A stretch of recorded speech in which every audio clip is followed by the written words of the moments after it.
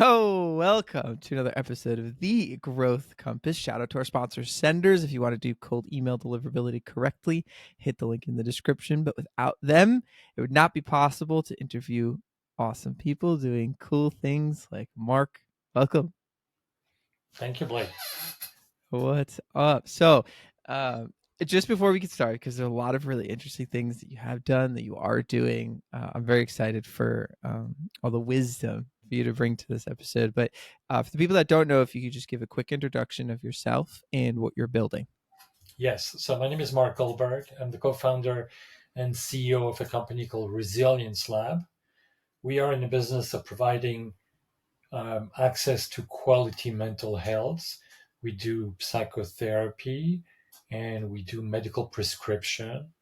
And we operate in the 5 Northeast states, so Boston to Philly. The company is 6 years old. We are venture back, and we scaled the company from zero revenue to north of 20 million per year. Congrats. Simultaneously while doing very important work. So that's a very important theme that I'm excited to get into. Yeah, the US health industry is really interesting because it's so dysfunctional, and the US mental health industry is also very interesting. So that's the space in which I have been leading this company for the last 6 years. And before that, I've built software driven businesses in many other verticals. Well, so yeah, I think before we get into the details of Resilience Lab, I'd like to start with just prior to launching your journey with Resilience Lab. So this isn't your first company. How many other companies have you been a part of founding? So I've been part, whether as an intrapreneur or as an entrepreneur, in Okay, probably, I don't know, half a dozen company. nice. I worked at Reuters, the news group, as the chief architect, and then I was one of the general partner of the Reuters Greenhouse Fund, which was the corporate VC arm of the Reuters Group. And then I started a VC group, and I started a merchant bank, and then I went back to operation when I started Resilience Lab. So I started a handful of companies. Awesome. Well, so one of my with people that have extensive experience going into their venture, one of my favorite things to ask, because I think it's very important context to people that are still learning about how other people's career paths can be like this. 6 years ago, when you decided to commit fully to starting this company, let's just focus on two experiences that you had prior to starting this company that specifically impacted the way that you went about building this company in any way. Yes. So I started this company under one belief, which was that the mental health industry in the US was very inefficient. It was very difficult to find a therapist or a doctor, and that it was so inefficient that this industry has one thing which is very particular, is that it is supply side constraint. There is not enough good doctor and clinician to take care of the people in the US. 40% of the US population has or will have at some point in their life the need for some mental health care. And on the other side, it's a license activity, and you roughly have, I think, 6 or 700,000 licensed clinicians. So there is just not enough doctors, not enough nurses, not enough clinicians. That's very unique and does not apply to other vertical like financial services or consumer software or embedded software or military and aerospace and other. So when we started, one, we believed there had to be a better way, and we had no idea what the better way was. And so what we did is we built an innovation environment where for the first 2 years we tried different things, and it took us 2 years to really understand what we were doing that nobody else was doing, which was hard enough that it was worth investing time and energy on. And so we operated the company on a shoestring until we knew what we were doing. And because I had been an investor and I had been on the other side, my philosophy was to raise money as late as possible. Because the later you take people money, the more time you have when you're free, and you can experiment. Taking other people money comes with responsibility and strings attached. And so we build this innovation environment until we had an idea of what we were building, which was really interesting. And it took us 2 years. Did you have like I mean, you said we had no idea. Did you have hypotheses, like a few different ideas that you were testing in this innovation environment? The hypothesis was that the universe was so broken that if we could make things 1% better, we had the chance to build a great, sustainable, at scale company. Hmm. And that um, it was not about optimizing things that were working. The US mental health is super broken. It's hard to find the right person. Um, there is no transparency. You don't know if the person that you find is good or not because there is no standard of quality. Um, and when we started, which was 2019, access was really the problem. How do you find the people? Hmm. And so finding the people was like Tinder, where you had to swipe left, swipe right, and it was a random walk until you find the right doctor or until you find the right therapist. So the belief was this is so broken and so big that if we build something interesting, good things will happen to us because there is a need. The need is there's a lot of people that are suffering, they need help, and they would pay, or their insurance company will pay, if you provide them with quality care. So there was this was the belief. The belief was that um, there had to be a better way, and through experimentation, we were going to find what a better way was. And I had a co-founder who was teaching, who was a social worker. His name is Christine Carville, and she was teaching at the School of Social Work at Columbia University. And so we took the class that she was teaching and basically built the concept of the company around that class. Um, and and what I said to her company 7 years ago, I said, if you want to build a practice, this is really not interesting, and there is nothing I can do with you. But if you want to build a platform that's going to change this industry, then it's really exciting because there are millions of people that we can make a difference in the life of. And if you do something interesting, you can build a sustainable company. And sustainable defined as a company that does not run out of cash, a company that makes more money than it spends. Because if you don't get to profitability, eventually you die. And raising money in 2021-22 was much easier than it is today. Sure.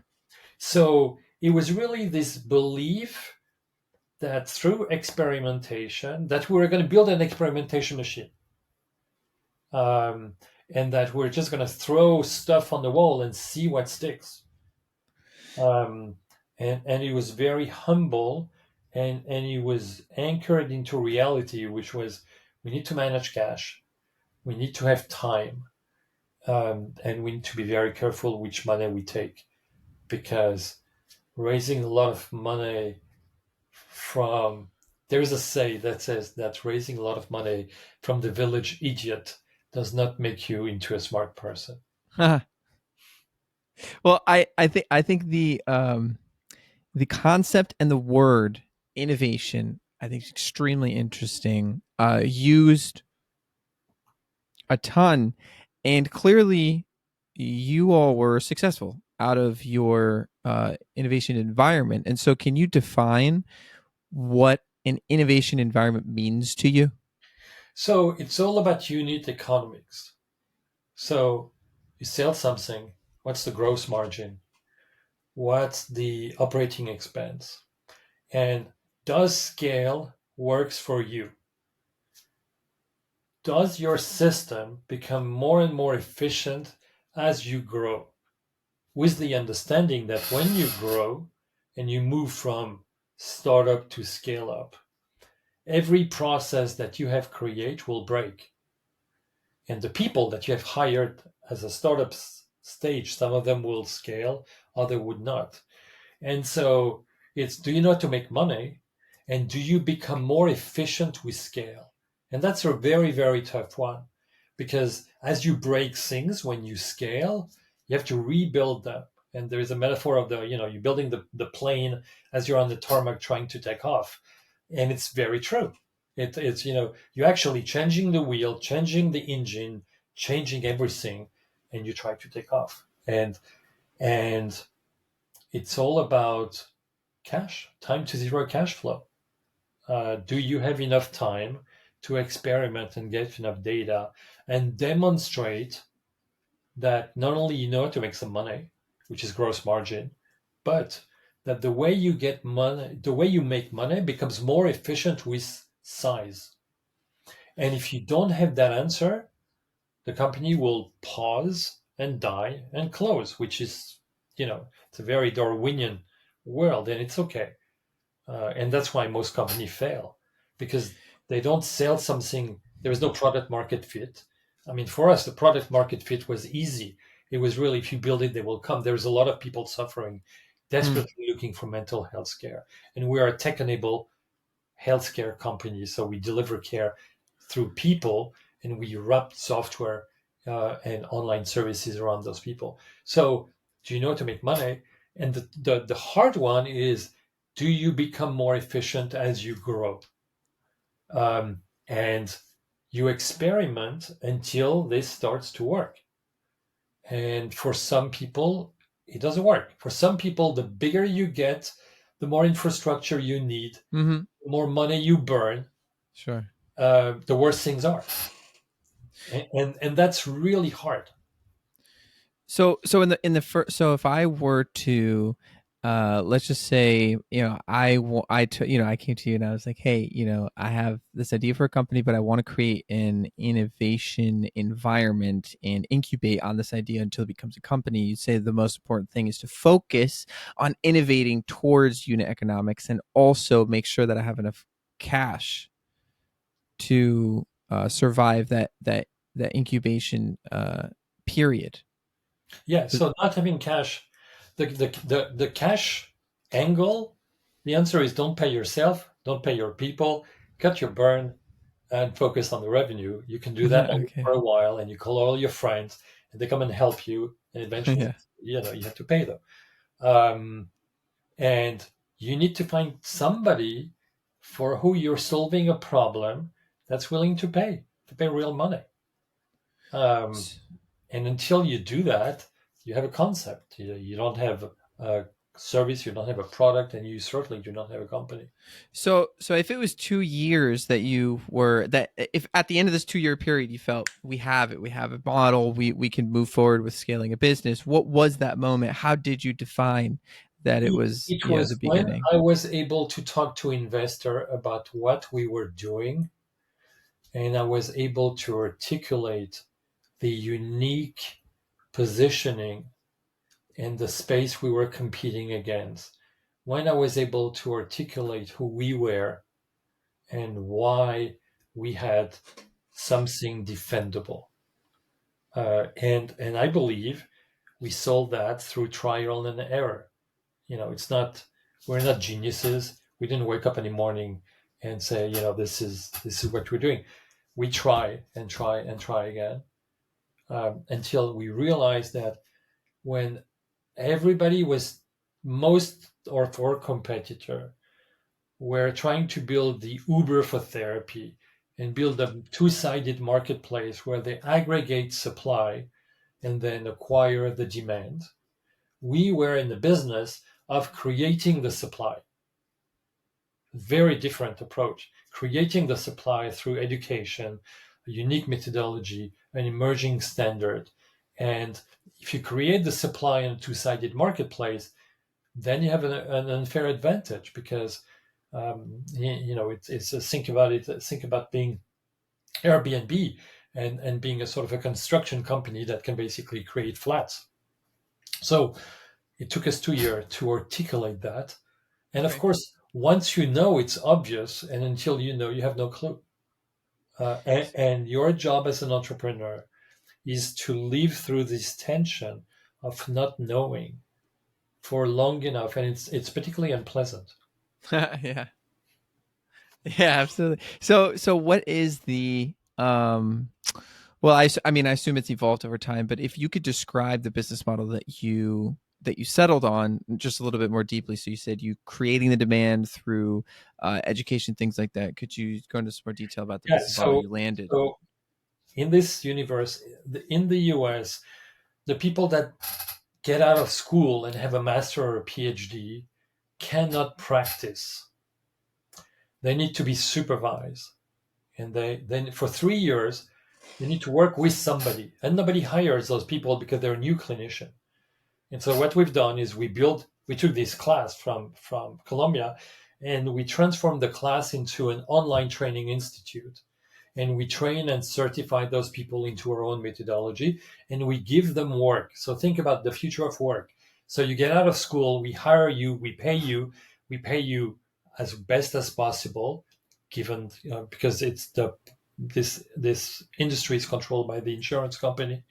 um, and so I hire you, I train you, and I make a great clinician out of you by supervising you and providing you all the support that you need to develop yourself. And so I am addressing the supply side inefficiency where the new clinician out of school cannot work freely for 3 years.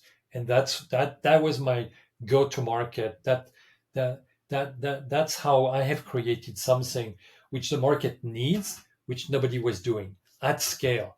I've trained more than 500 people and certified them, and I have clinical data that demonstrate that when I train them, they produce some of the best clinical outcome. So I build my education online institute. I build my EMR, which is an ERP for care delivery. So I build my software stack. Because I have the software stack, I have the data. And because I have the data, I can do interesting things for the clinician with the data. And then I connect to the insurance company uh, who set the price, and I do B2B type of deals with the insurance company. And so fundamentally, I'm an online lifelong learning education company. The same way that McKinsey, people go to McKinsey because it's the best place to go if you want to become a management consultant. They go to Baker because it's the best place to learn how to be a lawyer. They go to Goldman Sachs because it's the best place to learn how to be a banker. They come to us because we're the best place to develop yourself if you are a new, up and coming clinician. And because I have the best clinician, then I can do good contract with the insurance company, and the patient, the client, come to see me because I have the best clinician. And so it's really focusing on the people that are delivering the care, the clinician, and building this suite of this environment. And it's super complicated. It really took us 6 years to build that. Wow. And so just so your the revenue comes from the relationships ultimately with the insurance company. Yeah, so you are insured by United, Cigna, Aetna, or somebody, Mhm. and you will come to see us. We have an agreement with the insurance company. You will pay your copay, and so let's say that my therapy session is $150. You will pay 20. The insurance company will give me 130. I have a software layer so I can talk to the insurance company and get paid by them. And you only pay 20. And so that makes the therapy affordable because you just pay your copay. And so we used to be self pay. We are 90% in network, and we work with 10. or 12 large insurance company. And so it's a and so there's this is the B2B angle, which is we do direct to consumer. So Blake decides to come and see us because you have a need, but you come to see me because you are Cigna and I have a contract with Cigna. Hmm.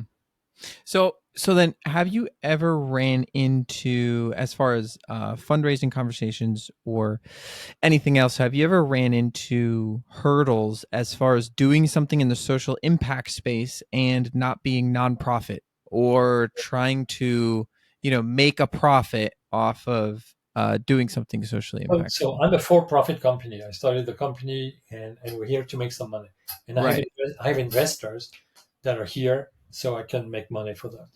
right. Um, Have you ever ran into any people, giving you difficulty about the fact that you're doing something socially impactful and so also so running a I for-profit ran entity? into a lot of people that gave me a lot of really bad times because I was employing a lot of human. So I do not have a software business. I'm not an LLM.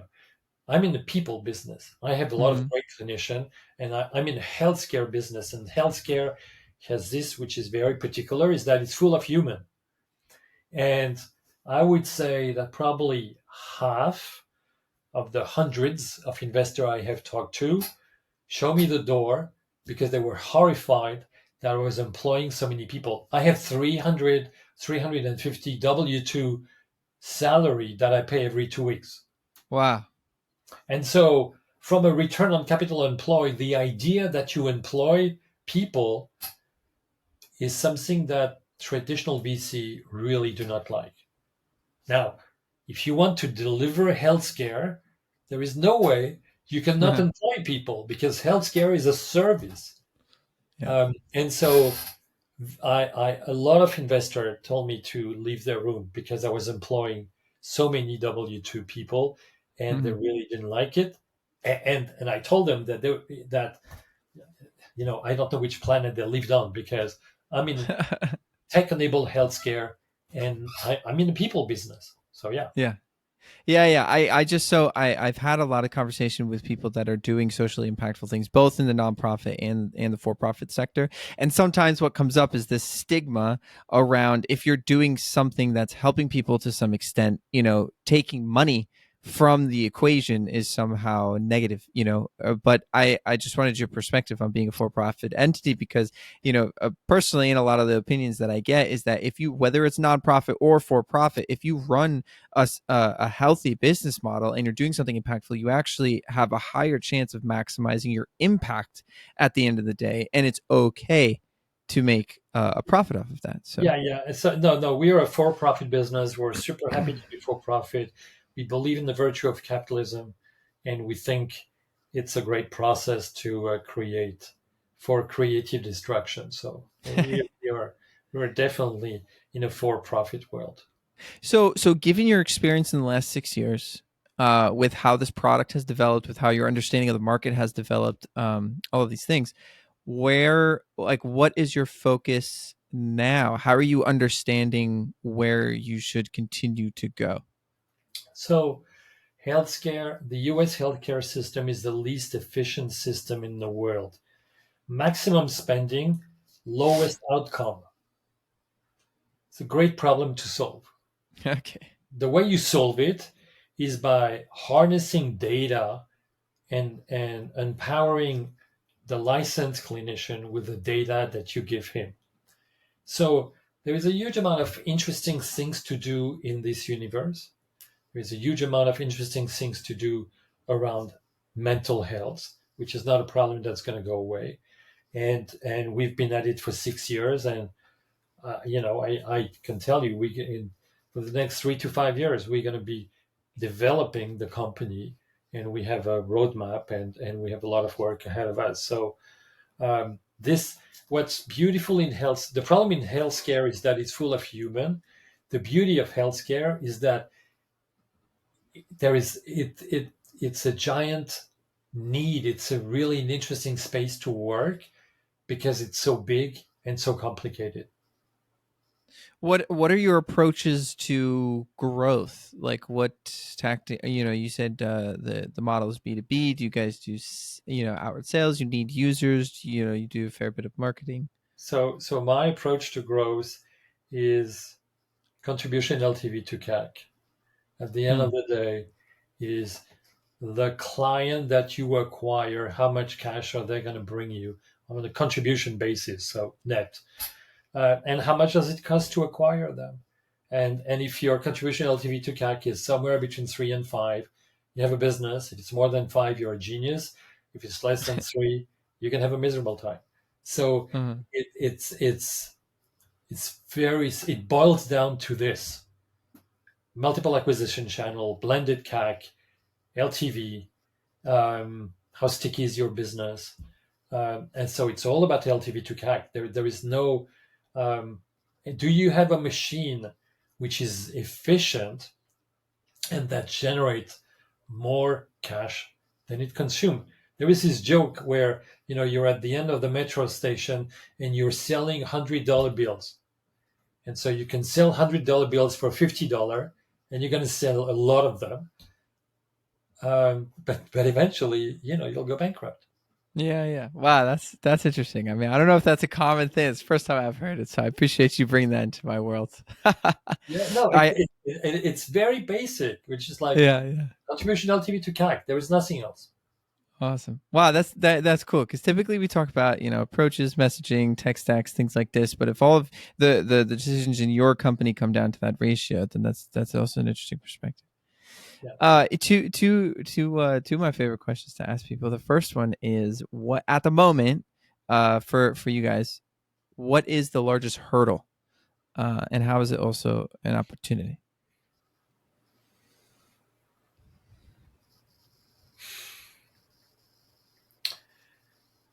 Um, I think the largest hurdle is understanding how you, we can align ourselves, i.e., create value for the large insurance company.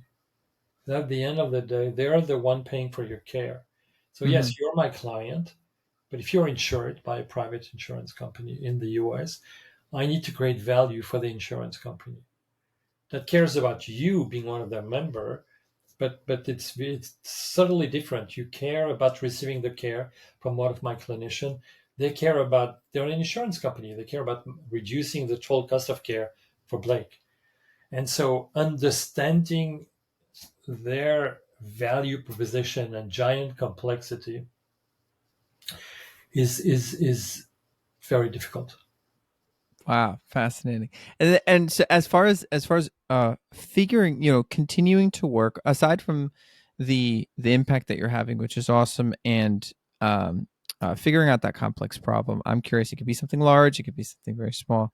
But what inspires you to continue building? So we have built an amazing team.